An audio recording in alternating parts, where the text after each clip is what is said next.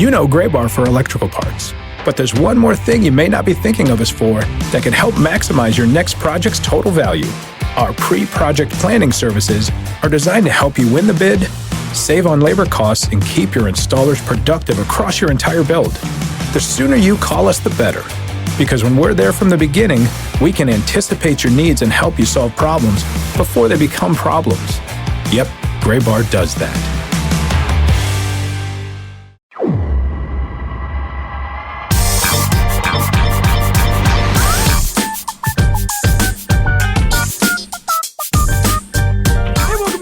Episode of the Show Before the Show podcast, the official podcast of minor league baseball. Tyler Vaughn, Sam Dykstra, Benjamin Hill. Dudes, hello. How are you? Hi, Ben. Ben, you are back from the road. I'm back from the road. Sam and I are in our respective apartments in Brooklyn, and I returned from the road this afternoon. And as I was telling these guys before we started recording, got in the early-ish afternoon, a little after 2, and pretty soon I was asleep. And I woke up because my commitment to this podcast is so strong. I woke up just for no bounds. Yeah, I woke up just for this. And as I was also telling these guys, I had a dream. Part of my dream was knowing I had to get up for the podcast, and I checked what time it was in my dream and then realized I couldn't trust that time because it was dream time and not real time. So feeling a little loopy. You said that in your dream, you even thought to yourself, no, I need to wake up and check the real world time, which is like, that's an amazing level of lucid dreaming that you were in. Well, I had these kind of dreams, and I'm not sure. I haven't found, I don't think, the correct term. I don't think they're that uncommon. This wasn't quite one of these dreams, and now we're already on a tangent, but I think it's interesting. I sometimes have dreams where the dream is taking place exactly where I'm sleeping, and the dream itself is me trying to wake up, is trying to get up. Oh, yeah. Yeah, I've had those. Get up and move, and I can't do it. And in my whole body seems like it's going, trying to get up. And you think I'll be like falling off the bed or something. And then like after all these attempts, I finally get there, and then I wake up and I'm like, okay, I made it. This is the real world. I did it. And it's just bizarre. Yeah. It's also like kind of terrifying because sometimes I'll have a dream where I'll be like, oh, I need to get up. And then in my dream, I will get up, and it's as though like my dream brain is trying to convince my real brain, like, no, man, everything's cool. Just keep doing what you're doing. We're up. We're getting at it. And then like you actually wake up and you're like, oh God, I'm 30 minutes late. And that's the way that I try to sabotage myself, I think.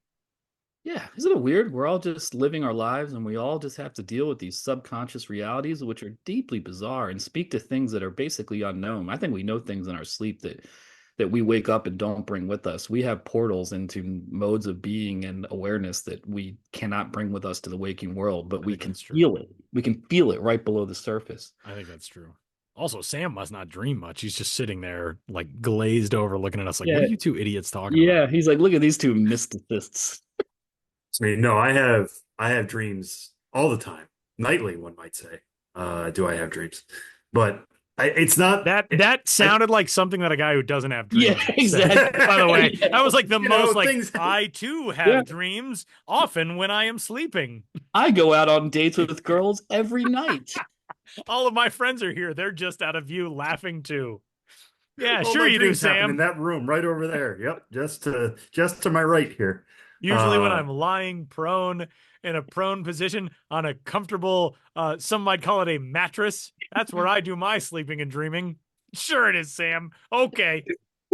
This is a lovely planet Earth that you all have that I am experiencing for the 35th time, as I do every year. No, I don't know.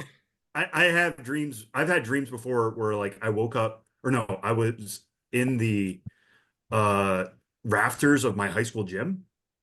Okay. And my high school coach had told me like, hey, you're in for the basketball game, because I was on the basketball team at the time. But I'm like, I'm in the rafters. How do I get down?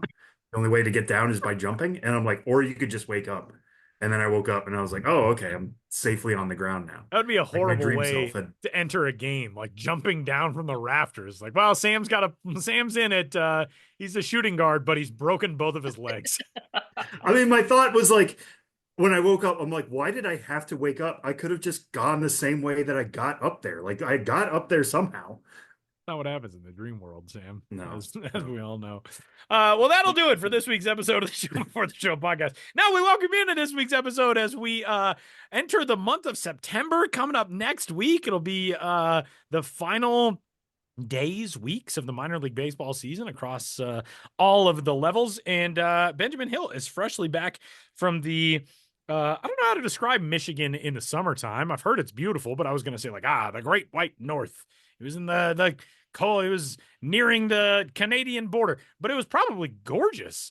Michigan seems like it's amazing in summertime, and you got a whole bunch of stops. And tell us about your sojourn through the. What did we figure out it was last week? The Great Lakes State, the Wolverine State, the Wolverine State. We'll go with the Mitten State. The Mitten State. Well. The Mitten State. Yeah, it was. I called it the Michigan trip. Although only 3 of the teams of the 5 were in Michigan, but it was all 3 affiliated teams in Michigan, as well as a stop in Ohio and a stop in Indiana. But yeah, I'll look back on this as the Michigan trip. I flew into Grand Rapids, and my first stop right away was the West Michigan Whitecaps, who actually don't play in Grand Rapids. They represent that market, but Comstock Park. And well, we'll run this interview, so I don't have to talk too much about it, but I'd been in touch with their broadcaster, Dan Hasty, before I got there, and he said, well, you're going to be here on a Friday, and that's Max Clark's media availability day, and so you can talk to him if you want. And I don't do too much prospect stuff, but I was like, well, that seems like something I should do. And he said it was around 3, but then he got back in touch and said it was around 1, and I was like, I don't know if I'm going to make the travel's going to work out. But basically, arrived at the airport, rented a car, drove to the hotel, like put on a different shirt, went right to the ballpark at 1, and then all of a sudden I'm talking with a 19-year-old Uber prospect, and it was like, okay, the trip's going, let's go. So it's a good way to start, and it was actually kind of nice also just hanging around the ballpark that early. I just kind of felt like I was acclimating to the trip, and interviewed another player as well, and just started to feel at home in West Michigan, where I had not been in 11 years, as was the case with several other ballparks on this trip. But yeah, it was a Friday night in West Michigan. They have a lot of work that they've done to the ballpark, but a lot more coming. So I want to go back again and see the changes. They had a great crowd, and they seem to be doing very well overall. Really well-run organization. Jim Jarecki there, I assume he's the president, but has been there for decades. It's always good to see, the minor league lifers like him still doing it. Just a lot of great energy at the ballpark that night. So it was a really good way to start things off. My designated eater, Tommy, and his girlfriend, they got one of the things we made sure to get was called the Fry-Cootery box. It was at a concession stand called the Queso Castle, which wasn't as cheese-centric as the name would entail. I thought every single thing at the Queso Castle was going to be like dripping with cheese. But the Fry-Cootery box was like 6 different fried items in a pizza box, like in a large pizza box. So it was way too much for the 2 of them, but I had to focus on it. And I'd say it's a spiritual antecedent is Clinton Lumber Kings. They had something called the garbage plate. Tyler's nodding his head. You remember the garbage plate? I do remember hearing about the garbage plate. Different from the garbage plate in Rochester, by the way. Right. Oh, no. Yes, because it was in Clinton. It wasn't the garbage plate. It was the garbage pail. The pail. That's right. The garbage pail. I knew it was garbage centric, and I would eat all of it. By the way, I would eat all of it for you. Yeah. Right. But in West Michigan, we'll say it was beyond the pale because they had even more food than they did in Clinton. Dang it, Ben. You set that up. Thank you. I appreciate it. But West Michigan's always done creative food. They have contests every year introducing new items. They'd had some local Top Chef style competition to get, a menu item this year. The first thing I ever wrote in a minor league baseball context or any context, which when, reasonably viral, was when I wrote about their Fifth Third burger way back when, and that was when the ballpark was called Fifth Third Field, and they sold a burger that was 5/3 of a pound. And that was iconic. They eventually retired that. And they are also not Fifth Third Field anymore. It is now LMCU Park. So that park was built in the 90s. It still looks pretty good, but especially being there on a crowded Friday night, part of the renovations are widening the concourse. And that's going to be a very necessary thing. I did check out the team locker rooms after the game. And so those are already done, at least on the home team side. So that was looking pretty good for the Class A advanced level.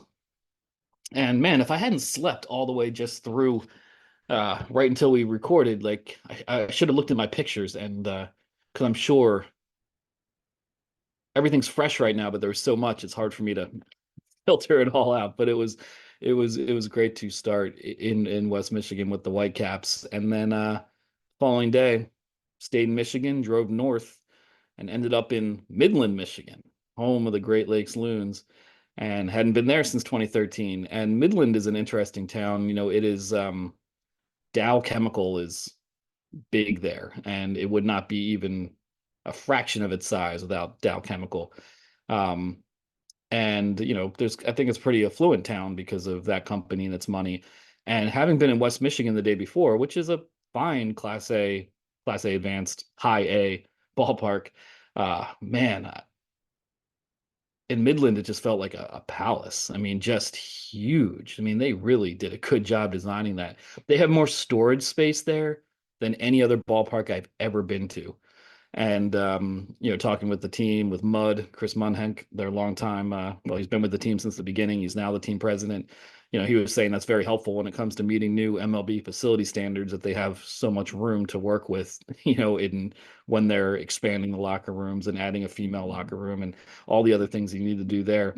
But it was such a beautiful night. I mean, Michigan is beautiful in the summers. Now it's later August, so the days weren't as going as long as I remember from my last trip, but it still gets dark pretty late. Beautiful sunsets, beautiful baseball skies in Midland. It was office night, and they had David Koechner there, um, who played Todd Packer on the show. And he's also, if you look at his IMDb or Wikipedia, you see just dozens and dozens of things he's been in. He's a comedy veteran, but he's best known for The Office and for Champ Kind, in Anchorman. Um, so I met him early on, and he was, I've heard a lot of stories, mostly off the record, about celebrity appearances in minor league baseball. It's a really mixed bag, in terms of how they interact with the fans. But David Koechner he was in it to win it. He was just handshakes and hugs and high fives and just complete commitment with everyone. And the team too, I really appreciated this, just added so many elements to the office night. I feel guys have heard me complain about this in recent years, but often theme nights just seem to be like, oh, we'll wear a alternate jersey, maybe change a few video graphics. If we have a special guest, that's great, but that's it. But they had all sorts of signage around the ballpark, all sorts of stuff tied in with the meet and greet with David Koechner. A lot of the music being played, all sorts of like deep cut Office and Anchorman like in jokes throughout the night. They just really committed to the theme, and it was really good energy. So I appreciated their front office staff. Spent some time on the radio broadcast, as I did in West Michigan with Dan Hasty, Brad Tooney, man, I should know how to say his name, and his partner, who I'm blanking on. This is what happens when you take a nap. I should have written down all these notes. But they have an interesting setup in that they have a Midlands like sports FM station is in the ballpark. And so like they run that whole station out of the press box. So it's a pretty cool setup there. And I'm not aware of anywhere in minor league baseball that is the home base for a radio station, which is a pretty cool setup as well. But yeah, beautiful night in Midland, Michigan, home of the Great Lakes Loons. And I did run into David Koechner again at the end of the night after I was walking around with some front office staff members. And at that point, he was off the clock. I have some interview footage I could never use, or if I did, it would not be good. I can text it to you guys. I'm absolutely requesting that under a solemn promise to never let it see the light of day. Yeah, do not share. But again, I've talked to people throughout minor league baseball. There are some funny stories out there, like, oh yeah, when we had Al from Home Improvement, dot dot dot, whatever the case may be. And if I was a celebrity, and you're just like treated like royalty, and you're in a place for one night, things can happen. And I'm not saying anything about Al but just that level of celebrity. I think it's has there been Al Borland, has there been a Home Improvement night with Al Borland? There have been a few through the years, yeah. Richard Kern. Karn, that's his name. Karn, yeah. You might remember him for a short-lived host of Family Feud, but right. he has done some some ballpark appearances as well. The Uncle Ricos of the world, of Right. course, his staff members. When I was starting writing about minor league promotions, there was, some Brady Bunch or Leave It to Beaver affiliated, people coming through. I love minor league baseball celebrities because they're big enough that they're going to draw some kind of crowd, various professional wrestlers, but they're not big enough. Their appearance fee is manageable for minor league teams. So it's just like the sweet spot of celebrity where it's a little niche, it's a little cultish, but it's really fun. And I love when celebrities are out the ballpark. And for real, David Keckner and the job that they did with him, like really great night at the ballpark there. So good stuff all around. And then Sunday was one of the most epic days I've had on the road because I woke up early, drove from Midland to Toledo, got there a little before noon, walked around that beautiful ballpark. It's in downtown. They own some of the buildings around the town. They call it Hensville, and it's not hyperbole. It really feels like it's like Toledo Mud Hens territory around there, not just the ballpark itself, but they kind of own that section of downtown. It's a larger DORA area, which stands for Downtown Outdoor Recreation Area. So you can, get a drink at one bar and carry it to the next and have an outdoor, drinking kind of situation. So, and they have a stage across the street from the ballpark where they have post-game concerts. But here it was a Sunday afternoon, so it wasn't so much that scene. It was Dino Day, and they had this outfit from, I believe, South Carolina that brought up some truckloads of dinosaurs, animatronic, set them up on the concourse. I witnessed a live dinosaur birth between innings, which I'd never seen at a ballpark before. And define live. I was going to say, not many people have seen that anywhere before. Yeah. Well, one of the men with the Dino outfit, Dino World or whatever it was, he came on top of the dugout, and he had a egg that was kind of rising from a table with a cloth over it, and he lifted the top off the egg and pulled out a baby dinosaur. And then they said, "Is it a boy or a girl?" And then the baby dinosaur urinated all over the on-field host with like a steady stream. And then they said, "Oh, it's a boy." There's nothing in the world like minor league baseball. there's really not. There's really not. The phrase, then the baby dinosaur urinated all over the on-field host could only exist in a podcast like this. It was great. And even just here, I'm really rolling. It's still Sunday. I got to West Michigan on Friday, and I feel like I've been on the road forever. It was David Keckner the night before. Now I'm in the midst of Dino Day. Props to the Mud Hens. They were like this the last time I visited in 2018, but they just go all out. And I'm sure not just with me, but they're a very detail-oriented staff. They had stuff planned out for me throughout the game.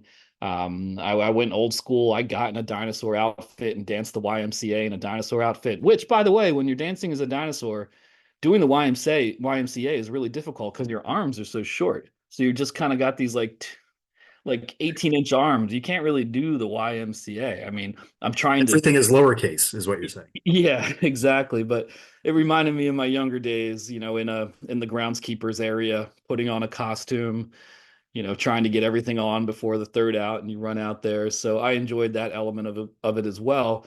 But also I talked to, right when I got to the game, I talked to Drew Maggi. Is it Maggi? I should know. I just talked to him. It is. Yeah, and had a great conversation. My very early, my 2012 Altoona Curve team, Drew Maggi was on, and then I later broadcasted him as a member of the Italy team in an Olympic qualifier in 2019.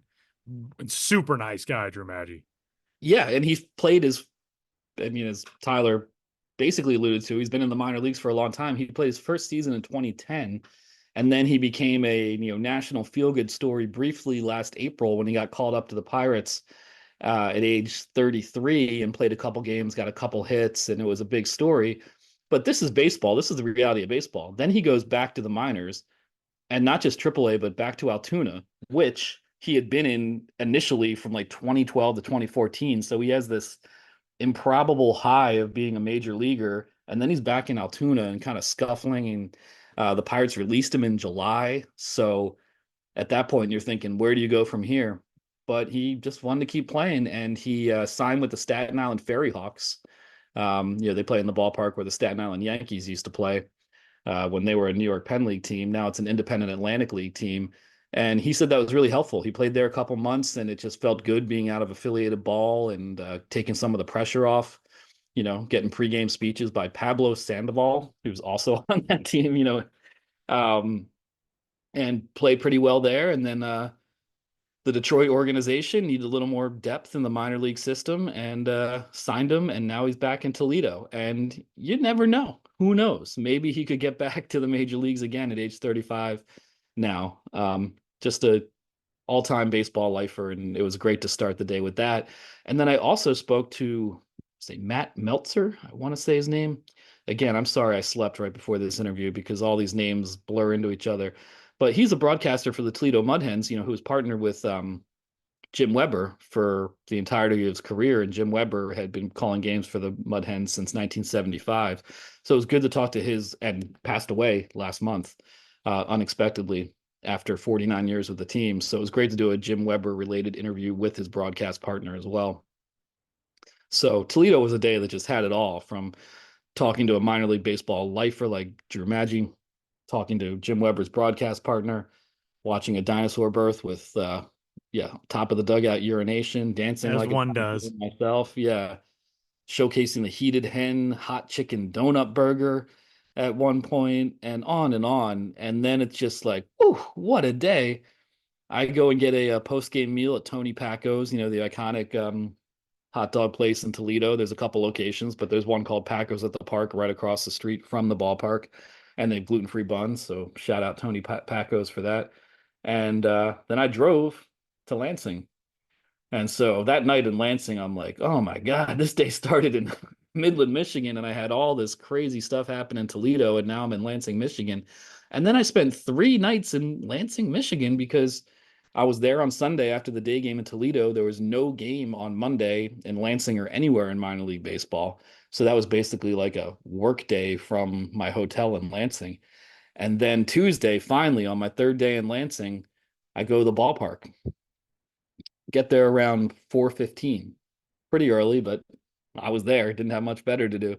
And within 5 minutes, this vicious thunderstorm rolled through that hadn't even been in the forecast as far as I had seen. And it felt like a mini tornado for a minute or two. Stuff's blowing all over the concourse, bags of popcorn and stanchions and all sorts of just loose stuff. And it was a vicious thunderstorm. And it was like, whoa. But then it was over almost as soon as it began. And I thought, okay, they'll still play the game. This is still a couple hours before game time. But spoiler alert, they did not. There was some areas around third base and in the outfield that did not drain. So there was this irony of being in Lansing for 3 nights, longer than I'm in any location, pretty much on any road trip ever. And then the game there was rained out.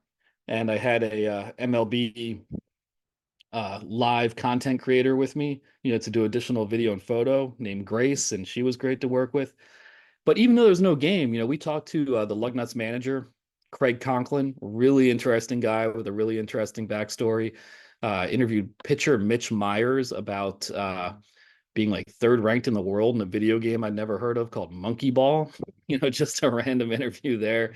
They're playing Fort Wayne Tin Caps, so I did the pregame show of friend of the pod, John Nolan. Always great to cross paths with him. And of course, the Lugnuts broadcaster, one of the most beloved men in minor league baseball. And I'm not saying that with much or any hyperbole, Jesse Goldberg Strassler. So between working with Grace and doing those interviews and that pair of broadcasters, like, it was just such good vibes in Lansing. And it felt almost cruel that there was no game played that night. But I'd say we did as much as we could in a situation in which there was no games at all. And it was great to be back in Lansing, the capital city. The ballpark, go out the front entrance and look to your right, you can see the Capitol building there, where the Lugnuts play is now called the Stadium District. And they are, huge part of the city's downtown and overall scene. And a lot of the businesses around there basically exist because that ballpark's there. Got lunch 2 days at a place called the Shuffle near the ballpark. That's like a kind of hipster food, not hipster, but for a young professionals food court, which is right near the ballpark apartments that were built in the outfield. So cool to have the time to explore Lansing a little bit as well, and did as much as I could for the fact that there was not a game. And then it was on to South Bend, where I closed out the season. Hadn't been there since 2013, and a lot of improvements there over the years. In that time, their owner Andrew Berlin has can't remember exactly where he made his money initially, but he has put so much money into that team because they still play at a ballpark. It's now called Four Winds Field. It was initially like Kovaleski Stadium. It was built in the 80s as a pretty bare bones minor league ballpark, and they keep adding to it and keep adding to it.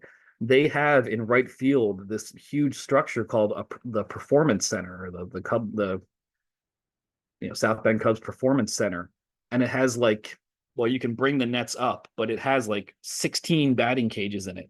So it's used by the home and visiting teams, and you can take the nets out and have it much for like indoor practice when the weather isn't good. But it's also a year-round facility used by travel teams. It's open to the public during games to go in and take some hacks. So I've never seen a structure or a business like that, as part of a minor league ballpark.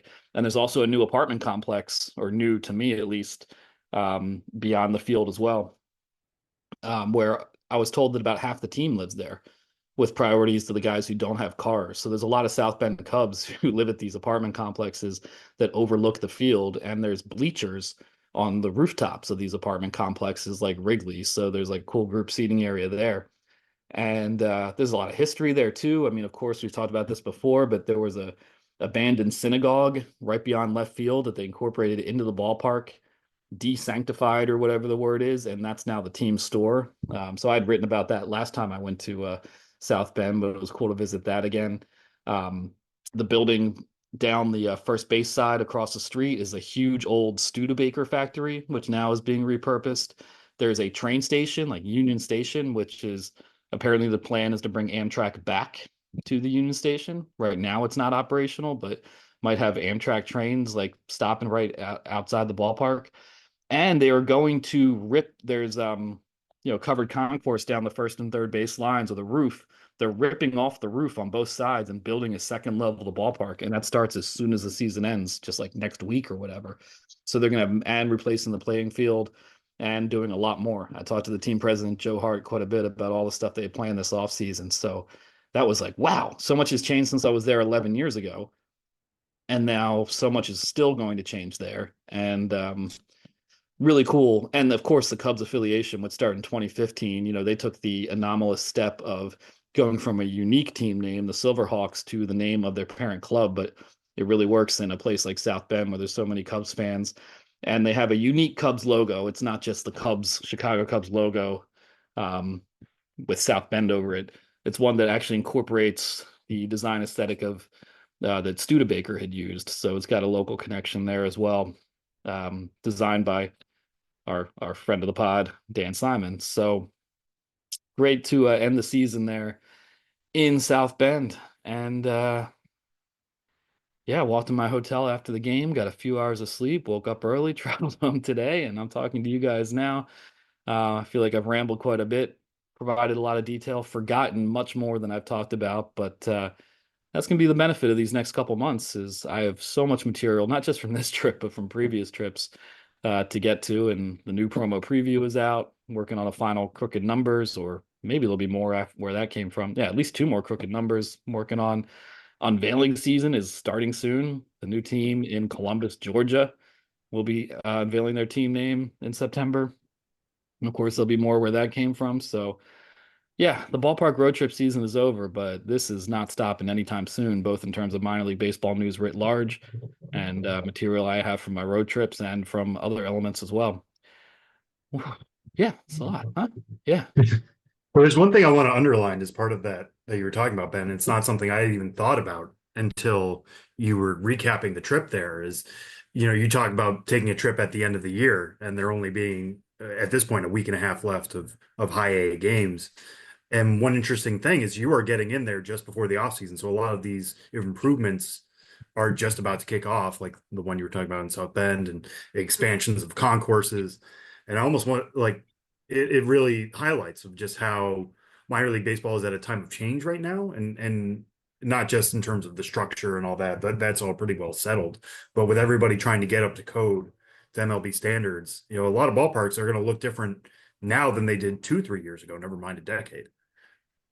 Yeah. Oh yeah, without a doubt. And we got new ballparks. There's Yeah, a right. series of ballparks in addition to all the ones like West Michigan, like South Bend that are undergoing big changes. There's, several others like that. And then there's many others, or not many others, but others that we're saying goodbye to right now and getting ready for new ballparks next year.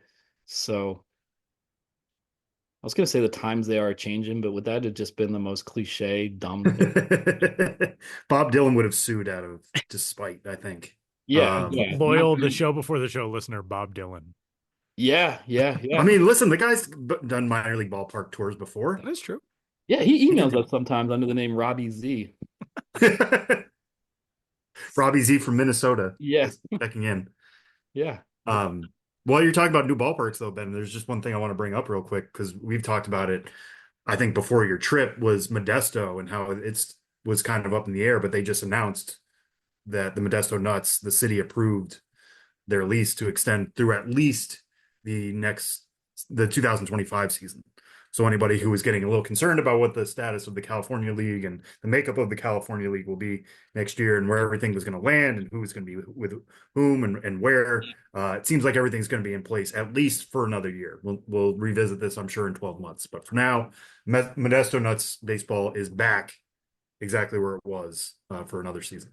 Yeah, I was happy to see that. I found that out at some point when I was on the road. I can't say I was shocked to hear that just because April 2025 is going to come around soon and with no word on where they would go. I think, some hands were forced a little bit there, but yeah, when they said they weren't coming back, it's because they failed to renew the lease with the city of Modesto. And there were a lot of sticking points with that, but went back to the table at least to do it short term. And at the very least, that's good because I think the Modesto Nuts at the very least deserve a proper fair season, not a dropped out of nowhere 2/3 of the way into the season. This is our last season. Okay, bye. So I think it's cool. There'll be a more formal way to say farewell. And I'm happy for Veronica Hernandez, the GM there, and her staff. They have a bit of a reprieve there to at least do it one more time. And then we'll figure things out from there. All right, Ben, an interview from the road. Tee us up. Yeah, I mentioned this right up top because this is how my road trip started. Driving to the ballpark about 1 p.m. on this past Friday. It was Max Clark's media availability day. I don't follow prospects a ton. And so I was like, yeah, of course I'll do it, but I don't have a great list of questions. But also people, including Sam and Dan Hasty, the broadcaster, and other people I talked to are like, man, this kid is like wise beyond his years and he's just a really good kid to talk to and he's a good guy. So I just went into it with the feeling of like, all right, I'm just going to talk to a good kid, a good guy. And this was his media availability for the week. So I think most weeks there's other people there, but the way it worked out, it was just me. So all of a sudden, big time Ben's Biz is showing up at West Michigan and talking to the top prospect one-on-one in the visiting radio booth at LMCU Ballpark in Comstock Park, right outside of Grand Rapids. And I talked to 19-year-old Max Clark, first-round draft pick of the Tigers in 2023. Sam, you know all the prospect stuff. Yeah, 2023. And yeah, so maybe it's not a typical interview. And I didn't do it at the time thinking this will be on the podcast for sure because I didn't know what I was going to get. But we talked for a good 12, 13 minutes, and he was great to talk to. So I'm walking out of this a Max Clark agnostic turned supporter.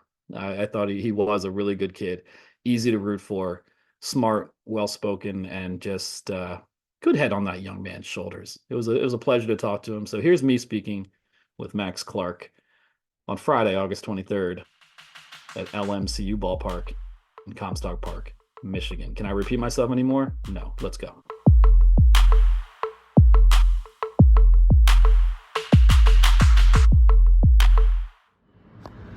Here with Max Clark in the West Michigan Whitecaps visiting radio booth. Yeah.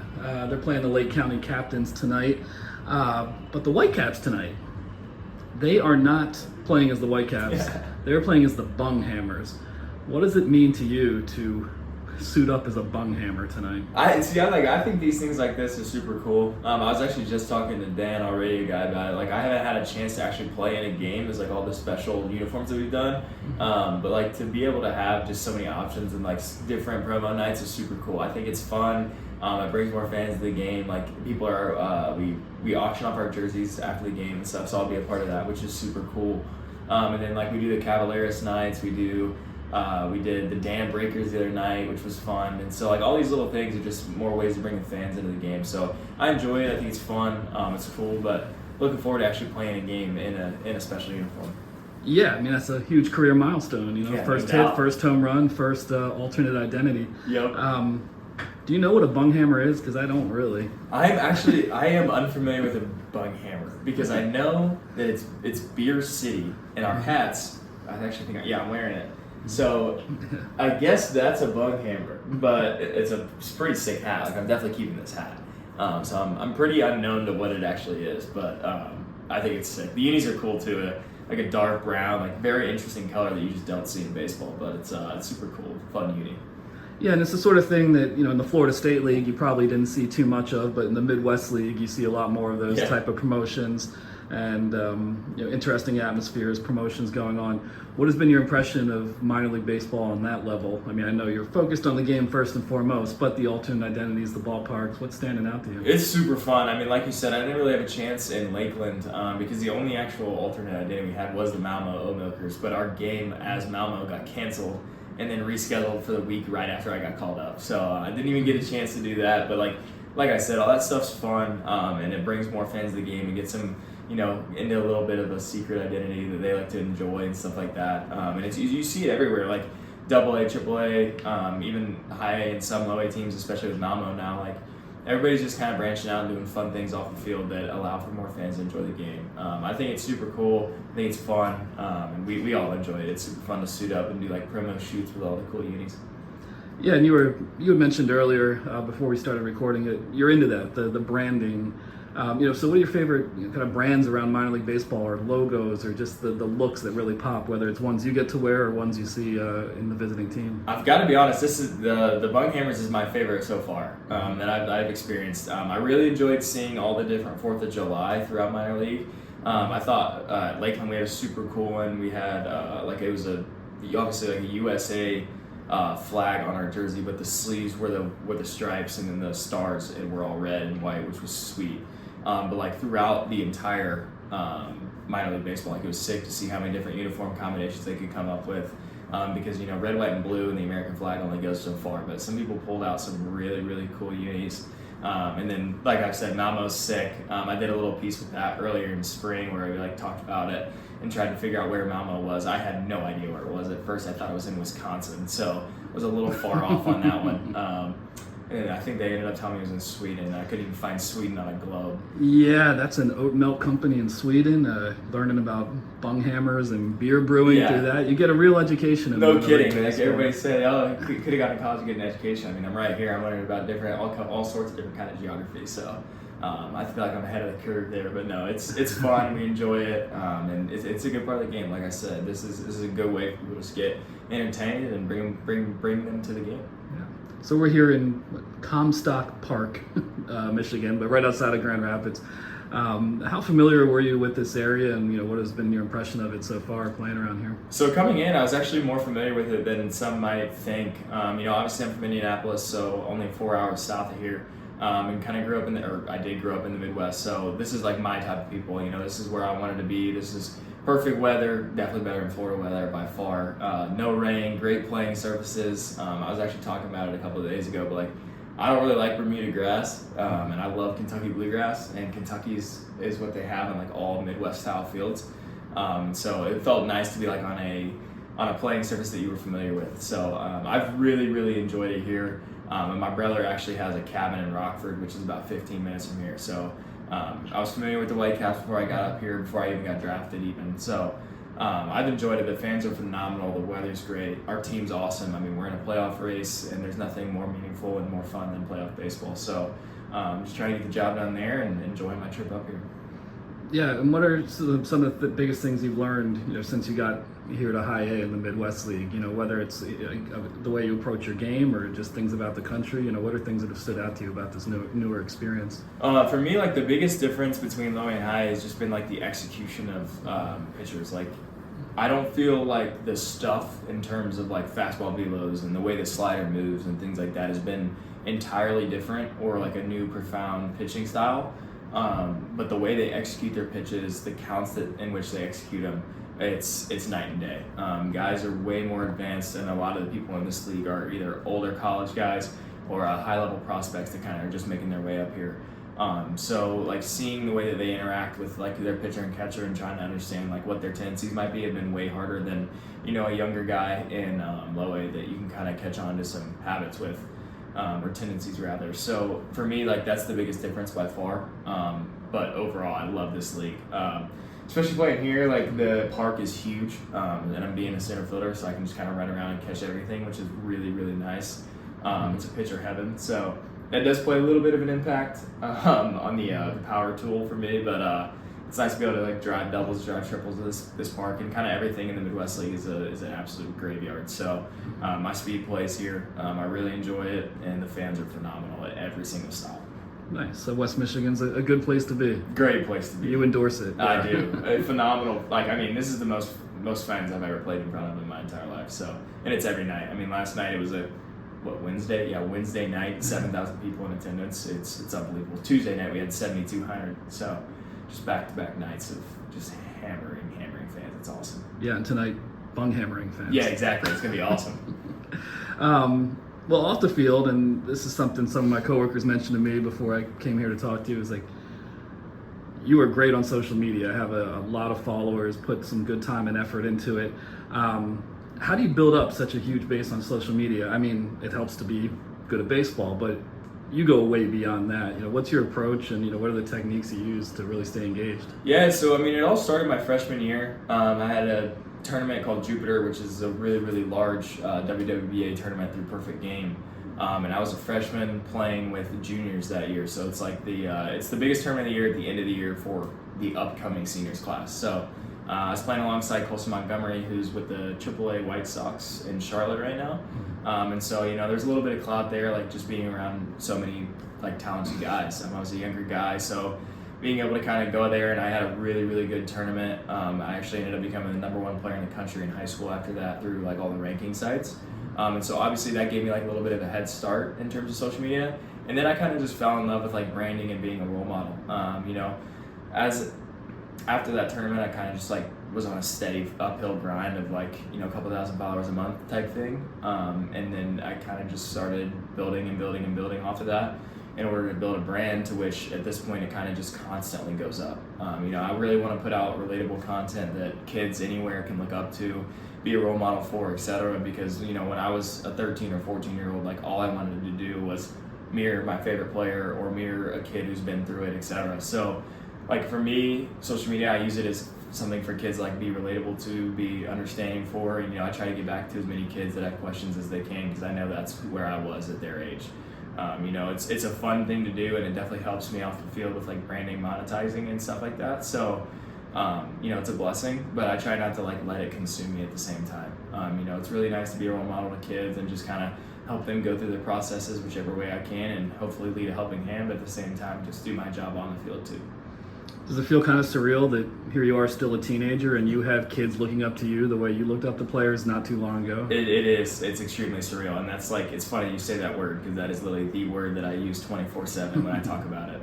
It's a completely surreal feeling. I mean, I was watching the Lilywood series earlier this week, and it was like I see kids wearing my batting gloves from Bruce Bold. I see kids listing me as their favorite athlete. And it's like, there's only a 6-year age gap there for those kids. So it's like it's cool that I've built something where kids feel like they can either come to me and ask questions, look up to me, things like that. And it's a blessing. Like that's what I want to be there for and help kids for. So that's something I've always kind of wanted to do anyway. My mother was a school teacher, so always kind of been on the helping hand end of things. And just trying to keep doing that from here. Yeah, and who were those players for you that you were really looking up to, at that age? So growing up, and still, my favorite player was Harper. And so I've been able to like just try my hardest to mirror his game and understand like the way he does things and the way he plays the game. I mean, if you watch him, he has absolute passion. Like everything he does is for his team. Everything he does is to win, and that's what I want to do. I mean, he'll run through a wall for anyone, and that's something that you don't really teach. It's a complete intangible, and seeing him just do it on an each and everyday basis is special. So growing up, I mean, I watched every single one of his games. I still do pretty much for the most part. So he's a special player. You know, I think he's a future Hall of Famer, and he's definitely my favorite player of all time. Nice. That's got to be surreal for a guy like him to see, you know, wait, these guys, this kid grew up idolizing me, and now he's on his way to the major leagues himself. Yeah, you know? no doubt. It's the endless cycle. Well, I'll close with this. I mean, you're only on the field playing in, but if you could be here at this ballpark as a fan for one game, where would you want to sit? What concession item would you get? How would you maximize your Whitecaps experience? I would absolutely want to sit like first row behind the plate, or in the Stadium Club. I've seen a lot of people in the Stadium Club the last few nights, which I think is super cool. Nice little right field view. And on top of that, I mean, you can't go wrong with a stadium dog. Like, that's my favorite food of all time, in my opinion. Like, that's that and like a pretzel with cheese. It's unbeatable. So, and you definitely have to get a bobblehead. Got to come on a bobblehead night. We do a lot of bobblehead nights, actually. I just got a Paul's, our Detroit Tiger mascot. So I got one of them for my parents, and they're sick. So a lot of cool promotions here, but definitely right behind home plate or in right center field. Now, have there been any Max Clark bobbleheads yet? Not yet. You know, we've had JC on. I think we had Keith, and I feel like we did Riley at some point. So, you know, hopefully next year or the year after that, we're able to do a Max Clark bobblehead, but not quite at that level yet. Yeah, but getting there, and I know any player is honored by that, but you seem the type of guy who'd be really, really stoked to have your own bobblehead. Oh yeah, it'd be sweet. I'd definitely get one. It'd be awesome. Cool.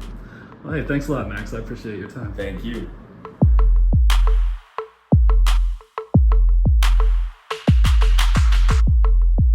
Great stuff from Max Clark and Ben Hill, and it segues us perfectly to discuss some on-field things as we move toward the month of September. Tyler Mon, Sam Dykstra. Sam is going to lead us through some of the most exciting prospect promotions for September. Now, something that changed in recent years, it is no longer like, it's September 1st, there's 40 dudes in the dugout and it's chaos everywhere. And I feel like it's still, my mom the other day even was like, if we reach that time of the season yet where teams can just call up anybody, I was like, well, that time doesn't really exist anymore. So Sam, for fans who may not have clocked that over the last few years, give us the breakdown of what September call-ups now, quote unquote, mean versus what they meant this time 5-10 years ago. Yeah, that's a good place to start, Tyler, because it is shorter now. I used to think of those times when it was you can just fill up the dugout with as many members of your 40 man as you could have 40 players in the dugout if you wanted to. Anybody on the 40 man at that point, like, you can be a big leaguer. Right. And I always think of like the bullpens, and that was before the days when you had a 3 batter minimum too, if you were bringing somebody out of the bullpen. So it was just a parade. It's like, here's got a righty 30 up. guys. Yeah, we've got a lefty up, then we've got the righty up to like replace the like we can just do this all day if we wanted to. And September games were just a slog for that reason. And it's no longer that. It's now 28 players have to be on the roster. So it is a minimum and a maximum at the same time. So you go from a 26-man roster to a 28-man roster. One of the call-ups has to be a hitter. One of the call-ups has to be a pitcher. You can't play around with it in that way either. It has to be one of each. So there are call-ups. They do happen. It is a slightly larger roster, and it's 29 players if you have a doubleheader that day. But it's not the parade that we used to have. Right. So I think, like, in our world, September used to be huge because you were just like, all these prospects are getting opportunities now. Right. You know, but there are some other rule changes that actually give teams an advantage to call guys up now. We saw this 2 years ago with Gunnar Henderson, Corbin Carroll.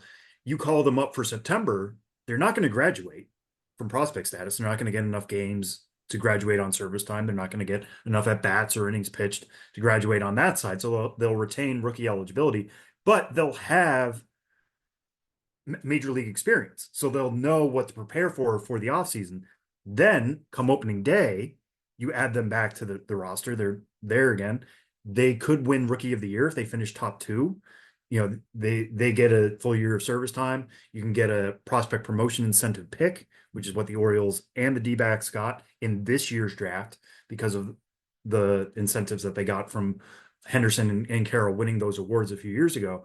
So we see guys get called up earlier now. It used to be like a whole spring of, are they going to get called up? Are they not? The classic example being Chris Bryant, and then they wait a few weeks. Now that doesn't happen. Now you're more likely to be called up in late August or early September. So you get enough major league experience, you can build on that, set that foundation, and still win Rookie of the Year next year and still be on our list and everybody else's list and all that. I love it. It means guys get opportunities earlier. And it also means we get to see how their skills translate earlier too. It's not as much of a question mark. Now, struggles can happen. I'm not going to pour a ton of stock into it. We evaluate it the same way we do anything. Why did they struggle? If they do struggle off the bat, you see somebody like Jackson Holiday, like, it happens. Guys may not be killer in September just because they get called up, but it's an exciting time still, even if it is only a 28-man roster instead of up to a 40. All right, well, let's start with some of the most exciting names among these prospects so far here in 2024 to have reached the big leagues at this September stage. And Dylan Cruz is probably first and foremost among those guys. The top Washington Nationals prospect, third-ranked prospect overall in baseball, and a guy who it feels like waiting on for a long time, which is weird because he was drafted last year. But like we just heard so much about Dylan Cruz, from being a Golden Spikes Award winner, the start to his professional career, how much he blew up. Really, I mean, just from the start of this season, to be a guy who, at Harrisburg and at Fredericksburg was destroying the baseball, various stretches, much more so at Fredericksburg than at Harrisburg last year. But then this year, the work that he did at Harrisburg and at Rochester, putting himself in that conversation of like, oh, he is ready and he is part of this next wave for Washington. How exciting is it, A, for Nats fans to have him there, and B, just give us your reaction to seeing him now getting this test after 100 games in the minor leagues this season? Yeah, I mean, it's very exciting for Nats fans, especially for him to get called up this week because you get to pair him with James Wood. You put him with Jacob Young in that outfield. Jacob Young might win a Gold Glove award. He leads Major League Baseball right now in outs above average. He's been a really, really special center fielder for them. Also, technically a rookie. I mean, he's not been great with the bat. I don't know how much of a long-term solution he is for Washington, but those three guys in the outfield, that's a really special defensive outfield. Now, Wood and Cruz, those guys are really special hitters.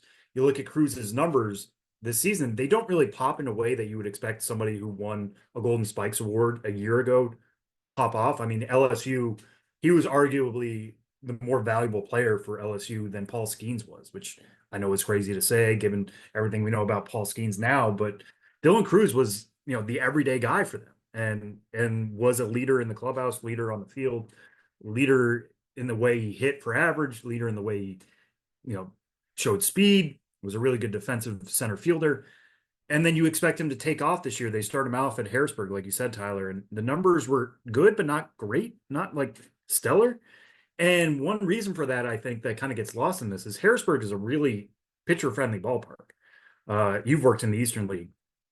That ballpark is in the middle of an island in the middle of a river. Yeah, quite literally. It is. Yeah, it is isolated from the city itself, and that can make it a little bit more of a difficult. Like the wind is blowing off the river, that's not great. Sometimes the batter's eye can be tough for hitters to pick up hits on. So his numbers at home weren't great, and then he went to Rochester because they wanted to give him the challenge. And one thing the Nats have always known about Dylan Cruz is that he accepts challenges really well and overcomes them really well. And Rochester, his home road splits weren't great either. He had like an above 900 OPS on the road for Rochester, whereas at home it was like in the 600, 700 range. So that he's a good performer. It's just like at home in those two places, it wasn't quite working. But what he was always doing was hitting the ball hard. I mean, he's capable of hitting the ball upwards of 110 miles an hour. We saw that in his debut, picking up, well, not necessarily in his debut, but earlier in this week, he picked up a double, and then he hit a homer off Carlos Rodon, doubled off Garrett Cole, by the way. Like for your first MLB hit, how does that feel? To double off a Cy Young winner. And he hits the ball really hard. His whiff rates and chase rates have actually improved as the season's gone along, which I think is pretty big, because it hasn't always been there all at the same time for Dylan Cruz. If you look at it, like at LSU, everything came together really well. He improved his swing decisions ahead of his junior year. So he was always hitting the ball hard, but now he was being selective in the right ways, or selectively aggressive in the right ways, like not swinging and missing in the zone, not swinging or not laying off pitches that he could crush. This year wasn't quite that, but it was starting to come together when they called him up. And now you're seeing that end product. The homer that he hit was a pulled fly ball. The double that he hit was a pulled fly ball. Everything that you would hope he would be working on, he is now doing at the major league level. They're playing him in right field again because Young has been just so good in center that they can do that. I still think his future is in center field. He has more upside than Jake B. Young. And you can put James Wood in left or right. Right now they're playing him a lot in left, and I get it, but I think his future might be as a right fielder. I like his arm enough to play out there. But the pieces are in place now for the Nats. I mean, this is, a lot of people I know who are down there who write about the Nats, and a lot of fans I know who are down there. We're thinking back to the Juan Soto trade when that happened, and it felt like the end of an era. But everything that happened as part of that trade was good things are coming down the line. Just trust us. This is a franchise changing trade, but we are getting a ton back. And in a few years, we're going to see that bear fruit. Well, CJ Abrams is now an all-star. He was acquired in that trade. Mackenzie Gore was pitching last night for the Nats and touching 97. It's been a up and down year for him, but he's still a big piece of that rotation moving forward. James Wood is now very much like, I think he has even more upside than Dylan Cruz does. And if he was still a prospect, might be the number one prospect in baseball. And then you bring up Cruz, like all these things that they've been promised are now coming into fruition, and it's going to make for a really interesting offseason. For the Nationals, Sam, as you noted, they're like everybody has arrived. James Wood is doing his thing. Dylan Cruz is now up at the big league level. You talked about, having an arm like Mackenzie Gore when he flashes his best stuff. That's a frontline guy. There are some really interesting elements to where this Nationals team is right now, because it feels like the window is open with all of these players there, or with all of these players arriving in the case of Dylan Cruz. Nationals fans, it has not been an easy last few years, obviously, since the Nats. I mean, essentially ever since the World Series championship. But, like Brady House is not far off. He's another guy who potentially could be a big time bat in the middle of a lineup. It feels as though the Nationals are getting to the point where we're going to say, oh, that team is a big time factor again. How close does that feel in your estimation? Yeah, I like I said, like I think this offseason is going to be huge for them, because these guys arriving means the window is open. You don't want to waste these guys you don't want to spend 2 years saying we're still in a rebuild, because this is when James Wood is cheap. This is when Dylan Cruz is cheap. CJ Abrams is cheap.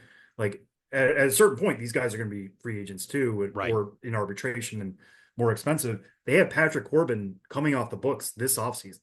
Like they have timed that out pretty well in terms of readiness. So they're going to have some money to spend. You hope that they actually spend it. You hope that they get aggressive on the free agent market. I mean, the one thing everybody wants to point to, right, is Juan Soto is the big fish in the pond. He is the shark in the pond. Like whatever analogy you want to use, he is the big guy out there, and he knows what it's like to play in DC. That's not a question for him. He felt at home there when he was there. I mean, he didn't leave because he asked to be traded. He was traded because they looked at the team and were like, this is how we kind of rebuild.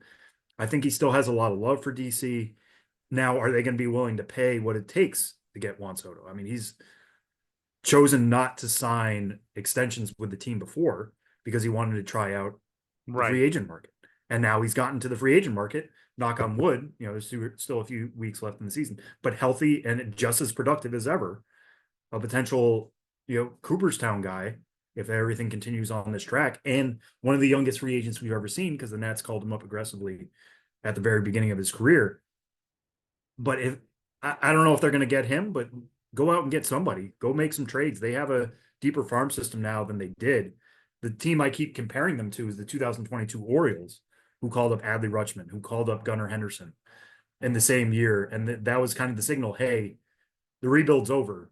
Our time is now. And then, 2023, they make the postseason. 2024, they're set to make the postseason again. Now, the O's had a deeper farm system than the Nats do now, I do like some of the Nationals pitching more than I did the Orioles at the same time, but they could continue to throw guys and trade guys away, right? Like go get a Corbin Burns by trading away Joey Ortiz and DL Hall. Go get some of the moves they made at the deadline by trading away Connor Norby. That hasn't worked out great. Trevor Rogers just optioned, but still, they had multiple pieces they could trade away. I don't know if the Nats are quite there, so they're going to have to be more aggressive on the free agent side, but this is the time to do it.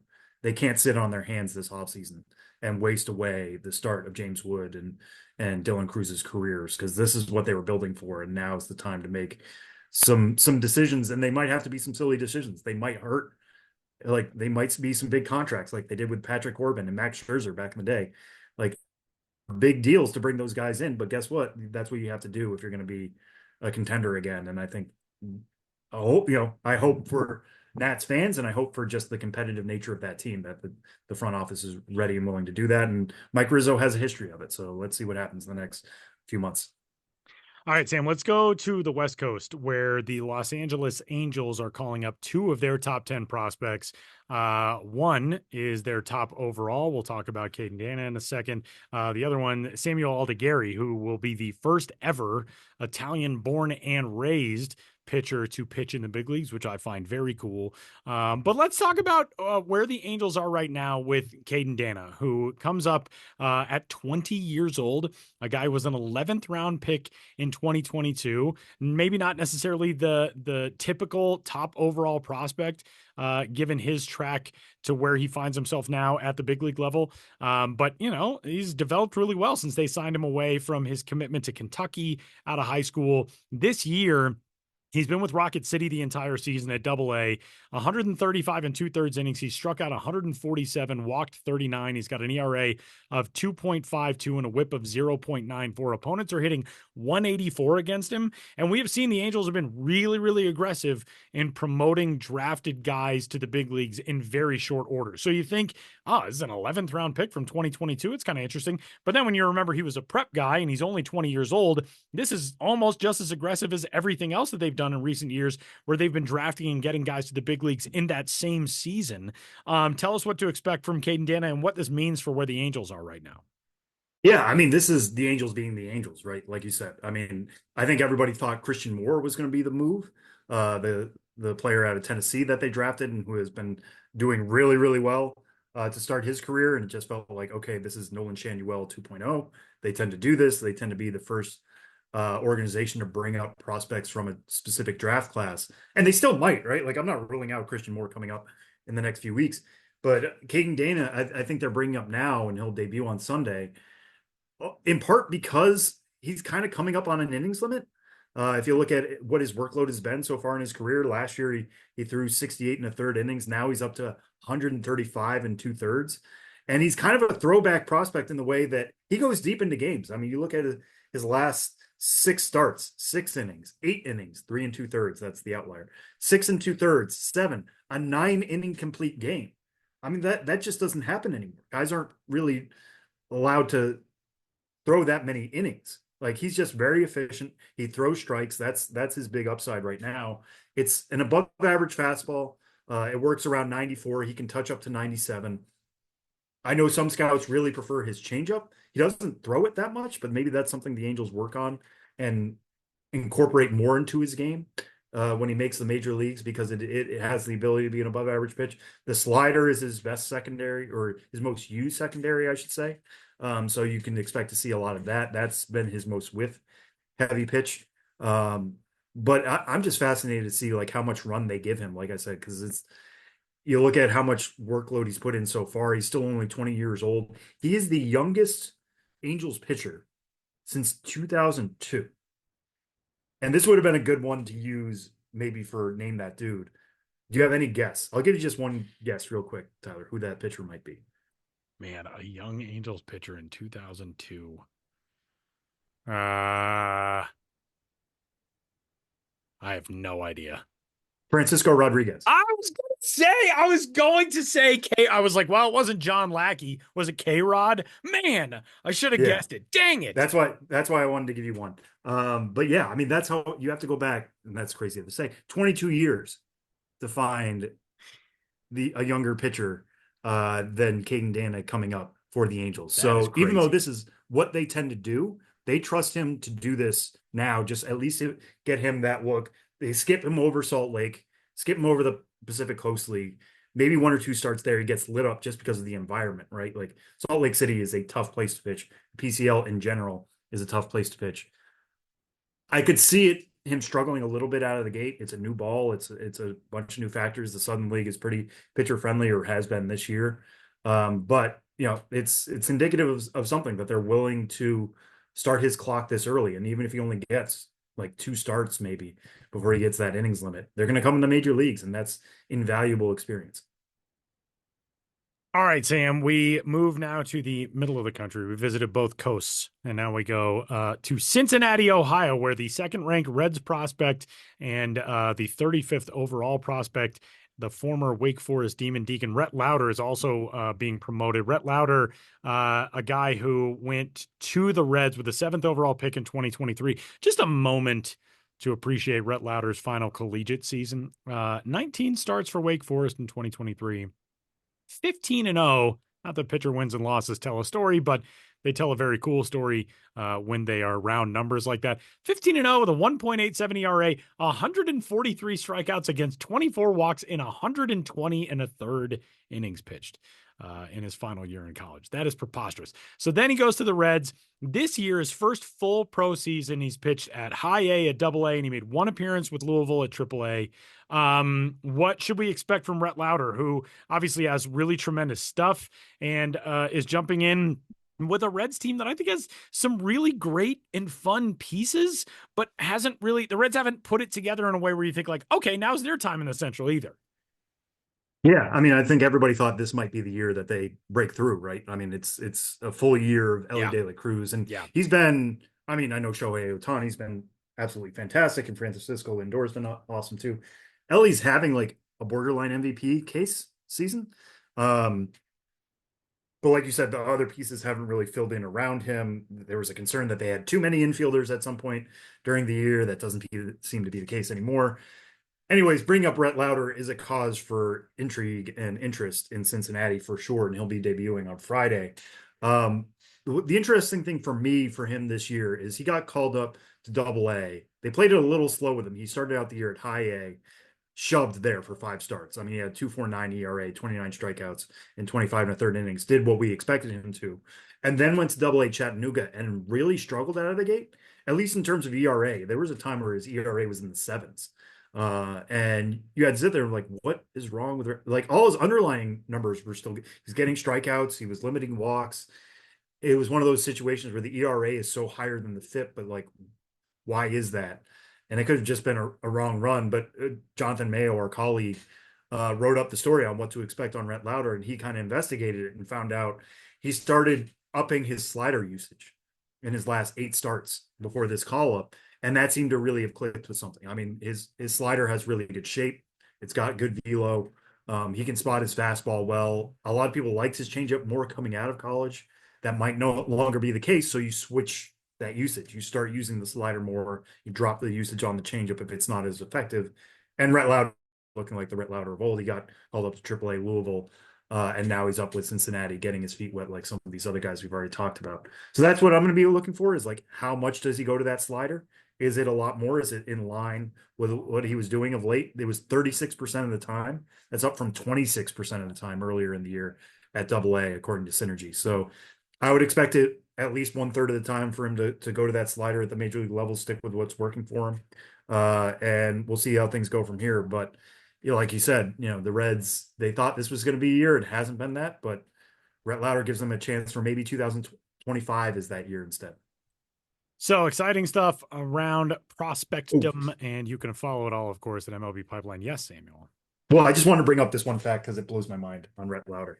With him coming up, 5 of the top 7 picks in the 2023 draft have already debuted. It's nuts.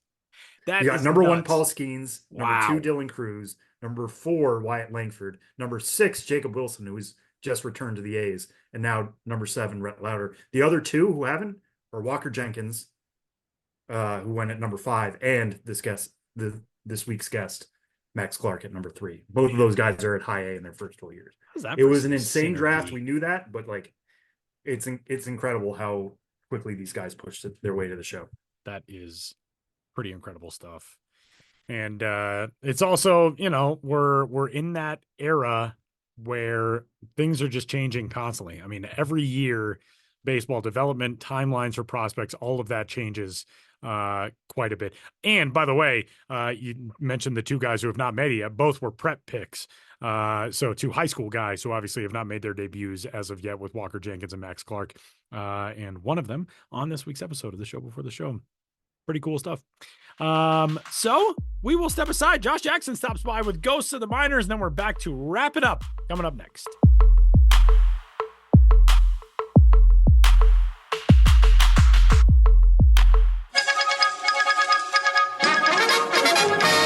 We interrupt this podcast to bring you another thrilling edition of Ghosts of the Minors. Now, here's your correspondent and host, Joshua Jackson.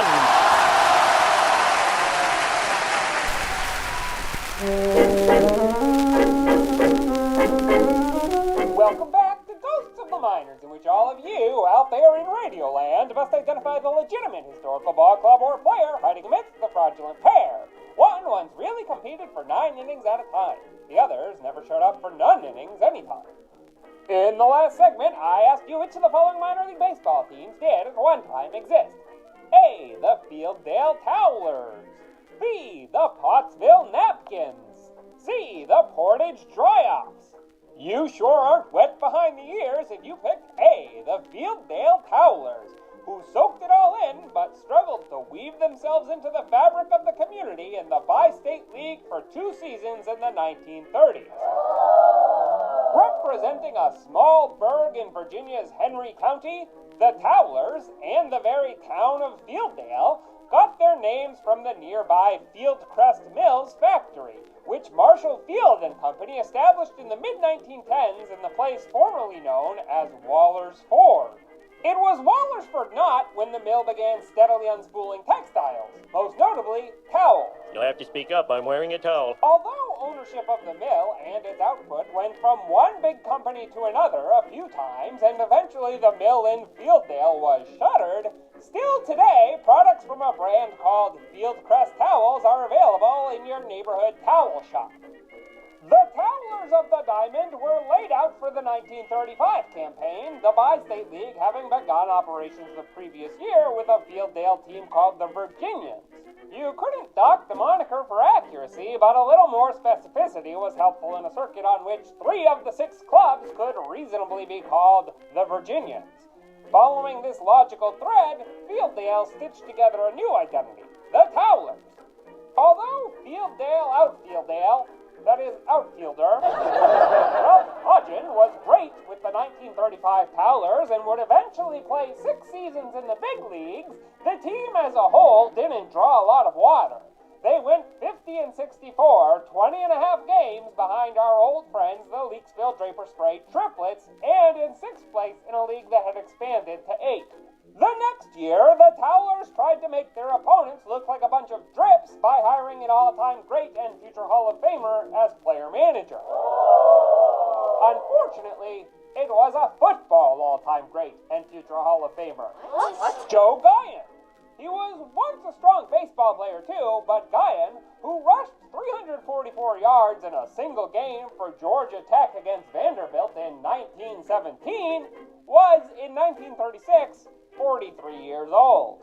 With the Towlers, he may have been dried up. In June, he was replaced by another two-sport athlete who was better known for football, Red Smith, with the Associated Press reporting that Guyon's handling of youngsters was unsatisfactory to the Towlers American Association partner club, the Milwaukee Brewers. Evidently, though, no matter who the team hired, not enough fans cottoned to the Towlers. By year's end, the Sporting News reported that the Fielddale Club had notified Brewers officials that it would not do business in 1937. And that's how the Towlers folded. Now, on to the question for next time. Which of these players got into position to win in the minors of yesteryear? A. Offa Neal. B. Hannah Seat. C. to the foot. Want to know the answer? Stretch it out. Or tune in to the next Ghost of the Miners. But for now, you'll have to excuse me. My producer Ben Hill has big expectations for our team in the limbo competition, and I've got to lower the bar.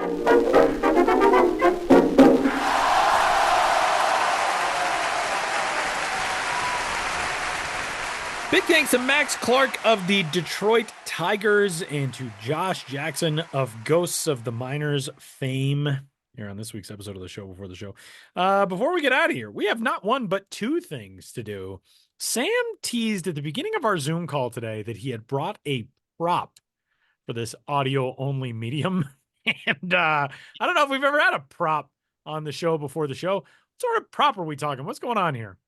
Well, this is, I want to say this is kind of like a continuing theme after my Mickey shirt reveal prop, in a way. This is very much a brother sketch in similar way to that. Those who listened to the show last week will know I went to see the Brooklyn Cyclones down at Coney Island and interviewed Aiden Miller of the Jersey Shore Blue Claws while I was there. And that was my primary goal, was to interview him, hang out, watch some Mets and Phillies prospects, what have you. But the Brooklyn Cyclones, as they do every year, had their Seinfeld night. Yeah. Just a few weeks ago. And I talked real big after we had our conversation about Seinfeld night. We did an entire episode. I talked real big about I was going to come out there for Seinfeld night, and I did not. And I'm really disappointed. There's it creeps up on me every year than myself. I know it does. We need to make this happen in 2025. I agree. But anyways, that's looking ahead. Looking back, so I went into the club shop just because, I like to see what they have in there, and sometimes they have some cool Brooklyn gear. I like to support the local club, and I saw a shirt, and I'm like, well, this is perfect for Tyler. And the shirt was from Seinfeld nights, and it said, hold on one second, nice game, pretty boy, which is a reference to Seinfeld and the Keith Hernandez episode. Reference. Yeah, and it's got a mustache on it, which, Tyler, you currently have a mustache on I your am face. Currently sporting a mustache, which makes it even more ridiculous. Yeah. But the reason why I bring up this story was because I text you about it, and I'm like, hey, here's this shirt. Don't you find this funny? And you're like, I do find this funny. You might have to buy it for me. And I'm like, all right, I'm here all day. Like, what was it? 15 seconds later, you're like, all right, screw it. Let's just buy it. Yeah. I did not think long on it. I was like, yeah. No. So I'm like, all right, I'll go down next half inning. I watch Aiden Miller hit. Made sure I got that out of the way. And then I go down to buy the shirt. And then I see that there's a gray one and a blue one. So I frantically call Tyler, doesn't pick up his phone. No, couldn't. I'm a millennial, Sam. Unless you're calling. It's me calling. You're not screening. Being your abducted calls. by aliens or something. I'm not answering the phone. No, we were rehearsing for Home Run Derby X, and I looked at my phone. I was like, why is Sam? Did I not send Sam the podcast? What happened? Why is Sam calling me? And then you had texted me. Yeah, and I was just like, hey, they have a blue version. Would you like the gray or the blue version? 5 minutes go by. I'm just like futzing around the gift shop. Just being you like, I don't know. You also made it seem as though you were standing at the register with one of each, and I was holding you up. Let me finish the story, Mon. Let me finish the story. So after 5 minutes and no response to my phone call or my text, I just like, all right, you know what? I texted him the gray version. I'm going to buy the gray version. So I get in line. I hand it the very nice cashier the shirt, and I say, I will be buying this. And she's like, okay. She rings me up. I'm about to tap, and I feel a buzz in my pocket. And it's you saying, oh, I just got this. Go get the blue version. The blue version probably I did not say better. Go get the blue version. Samuel, do my bidding. Go get the blue It was essentially version. Ordering me to go buy the blue version instead. So I look at the very nice cashier, and I'm saying, I'm very sorry. I'm going to go get the other version. She's like, that's fine. I'll be right here. The funniest part is I know what's coming from my end. Yeah. I go and get the blue version. I walk up to the desk again, and she's like, okay, this is it. I'm like, yeah, this is it. I feel a second buzz in my pocket as I'm reaching for my Bank of America card. And she was just like, not a sponsor. And I'm like, I'm so sorry. I got to go get, because you said, you know, you what? had put the other one back? I had to put the other one back because you kept ordering me around the shop. So here is your gray shirt that is awaiting delivery to Denver. What a guy. What a guy. What I really thought you were going to say is that you ended up buying both and you were just keeping the other one. Honestly, that would have been the smart move. Then we could have matched. Could have gotten another one for Ben. I know. The blue one would have looked nice on me too, and I am kicking myself, but you got a blue shirt on right now. Or is that anyway, that's my story. that I wanted to so desperately share with the audience. It's a pretty good story. I'm very excited to get that shirt. And that brings us to our final order of business on this week's episode of the show before the show, which is time for Name That Dude. Today, Sam will have the dude. Ben and I will be the dude guessers. Who's our last dude? I had the dude last week, and I already don't remember who. Jeff Kent. Jeff Kent. Speaking of mustaches, Jeff Kent. Yeah. Okay. Sam, your turn on dude selection. All right. Well, this one I think might be pretty easy for you guys to get, so I'm going to kind of work my way around. Babe Ruth. It's not Babe Ruth. Dang it. Okay, never mind. And I just had, for some reason, a nightmare that I was sharing my screen and that you guys could see what was on my screen. I don't know why. That's a very specific Zoom related. Speaking of nightmares. So I want to be very careful on what I give away about this dude, but I will start by saying he was drafted by the Los Angeles Dodgers in the 6th round of the 1999 draft, and I will not say out of where, because that would be a giveaway. In 1999, his age 18 season, he started with Great Falls in the Pioneer League, the Great Falls Dodgers at the time. 2000, he moved up to the Northwest League, which was a short season league at the time, and joined the Yakima Bears, again in the Dodger system, playing 61 games for them. 2001, he played in Wilmington with the Wilmington Waves. That's a fun name. And the Vero Beach Dodgers. Wilmington, North Carolina, I think. Yeah, I was going to say that. Not Wilmington, not the same as the Blue Rocks. No. The South Atlantic Leagues, Wilmington Waves, and then the Florida State Leagues. Vero that was the Beach only season Dodgers. For the Wilmington Waves. Huh. Interesting. Wow. So this guy is an OG. Really weak logo. Anyway, sorry. Yeah, this is a nice array of now defunct minor league teams. Yeah, really. It really is. Yeah, he has not played for a team that still exists yet. 2002, he played for Jacksonville when they were the Jacksonville Suns, but they were a Southern League team. In AA at the time. They were in AA. Now AAA. And the Dodgers affiliate. The same name, right? So everything was off there. Played 122 games for them in 2002. 2003, back with Jacksonville. Actually, 2003, I should say, he was a Rule 5 pick. So he started the year with the Padres, did not stick with the Padres, played in the majors for the Padres, but then got sent back to the Dodgers, played for Jacksonville and Las Vegas, the Las Vegas 51s, then the 51s, then the Dodgers affiliate in the PCL. 2004, back with Jacksonville and Vegas. 2005, spends it primarily with Scranton Wilkes-Barre, the Red Barons. His age 24 season, plays 21 games for the Phillies that year, and that basically starts his major league career. He plays for a number of different teams over his major league career. And again, I don't really want to give all of them. I will say what the teams are. I won't say how many years he played with each team. So we already mentioned the Padres. He played for the Angels. He played for the Dodgers. He played for the Red Sox, and he played for the Phillies. Any guesses so far? He was, when he went to the Dodgers, he was also a Rule 5 pick by the Dodgers, by the way. So this is a two-time, or when he went to the Phillies, excuse me. This is a two-time Rule 5 pick. 2005 Phillies. I'm intrigued by, multiple things here. One, I just want to point out, for some reason, before the show started, we were talking about teams that had played in cities named Columbus. And the Wilmington Waves moved to Albany, Georgia, where they were known as the South Georgia Waves, who played for one season. And then they were moved to Columbus, where they became the Columbus Catfish, Ben. That was one of we were talking about the Columbus Red Sticks. And obviously the Columbus Clippers exist and blah, blah, blah. But the Catfish, that was another Columbus team. Man, that Waves logo was terrible. But what intrigues me most here is that you said you did not want to say where he was drafted from because that would give it away. It would. Yep. So it is someone who was either known for a high school or college. You can probably surmise which paths again, right? Like he started out in short season ball. His first full year was at short season ball. This is a high school dude. Okay, that's correct. Yes. Okay. Ooh, interesting. I got to say, I thought this would be a lot easier. Padres, Dodgers, Red Sox, Phillies. Phillies and the Cubs were in there as well. And the Cubs also. Yeah. Padres, Dodgers, Red Sox, Phillies, Cubs. And he has. Oh no, he didn't. Nope, I take that back. He signed as a free agent with the Cubs. Okay. Twice, but never actually played. Never played in the big leagues for them. Yes.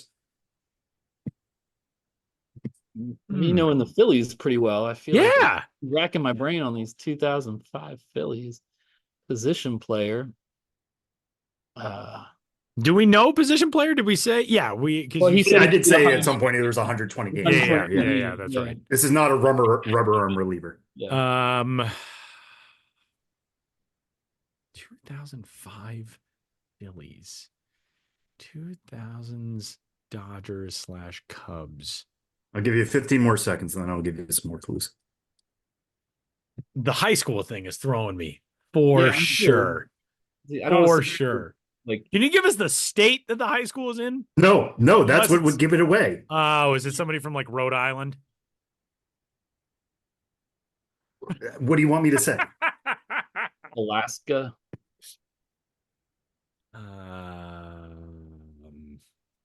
You guys are circling it so hard. Yeah, I know. I feel like we are. This one's frustrating me. Yeah. Shane Victorino. Shane Victorino is correct. Hawaii, of course. That's where I can't say he was drafted out of Hawaii. Nice job, Ben. That's what it was. Is thinking like, okay, if it's at a high school, it has to be the state and not the high school itself. Yeah, really that's true. Iconic powerhouse high schools that are just known to the average person. That's true. So then I was like, Alaska, okay, Hawaii, Phillies. Oh yeah, the Flying Hawaiian. It took a little while. The person who I think of most when I think of a Hawaiian ball player, though, Benny Agbayani. Yeah, and Sid or Colton Wong is also Colton Wong. Yep. Charlie Huff. Charlie Huff was born in Hawaii, apparently. According to Baseball Reference, he was born in Honolulu, but he was drafted out of high school in Florida. Yeah, I didn't know. Ron Darling, also born in Hawaii. I remember Sid Fernandez because, like, on one of his Topps cards I had when I was a kid, like the little fact on the back was like, Sid Fernandez wears the number 50 in honor of his native Hawaii, the 50. Shane Victorino played the third most games in big league history by any player born in Hawaii. If you can name the first player on that list, I'll give you a handshake and a pat on the back because I'm not giving you anything. I don't think you would know him as a dude. Like, he was drafted out of college in California. He did go to high school in Hawaii, like grew up there, and is a very recent player. He played his last big league game in 2022. I don't know why I'm just like adding another name that dude. Name that dude. Anyway, it was Kurt Suzuki. Kurt Suzuki played 1,635 games in the big leagues, followed by a fellow named Mike Lum, L-U-M, Mike Lum, who was born and raised in Hawaii. And then Shane Victorino, Colton Wong, Isaiah Kiner-Falefa. Those three modern day dudes. Yeah, that was very good. Shane Victorino was a very good one. The Flying Hawaiian. One thing I just want to add, saying he was a 2-time Rule 5 pick. He was drafted the second time by the Phillies. First time drafted by the Padres. They tried him out for a few games, didn't work. He got returned back to the Dodgers. Same thing happened with the Phillies. The Phillies were like, we're not going to be able to carry him. So technically, you have to offer him back to the original team. It's not he at automatically $50,000, right? Or $25,000. It's like half of the price that you paid. Yeah.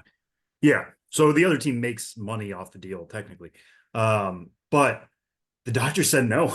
They said you can keep, like, we obviously don't have a spot for him. Phillies, you can keep the player, and the Rule 5 rules go away. So that's how he ended up with the Phillies, was essentially like a trade of some, like, it's not technically a trade. It's just that they refused to accept him back, probably for the betterment of the player, instead of continuing to ping pong him around, and ended up a 2-time World Series champ. So there you go. Yeah, and that worked out for the Phillies pretty well. I mean, he was a cornerstone of that run of division championships in 2007, 8, 9. I don't think he lasted all the way through 2011 with the Phillies, but he was a member of that 2008 World Championship team. Hit that famous home run off CC Sabathia, grand slam in the division series in 2008. He'll always be remembered in Philadelphia forever. That was a pretty good dude. Pretty good selection, Samuel. Nice work on this week's episode of the show before the show. And that'll do it. We will say goodbye for this week's episode. Things might be a little off kilter the next couple weeks because I will be in China for the U23 Baseball World Cup, but we're going to figure out the show before the show podcast. So don't you worry, friends of the show before the show. I'm speaking directly to you, Bob Dylan. We'll be back. We'll have our requisite fun. And for Sam Dykstra, Benjamin Hill, Josh Jackson, and all the rest, my name is Tyler Vaughn. We'll catch you next week.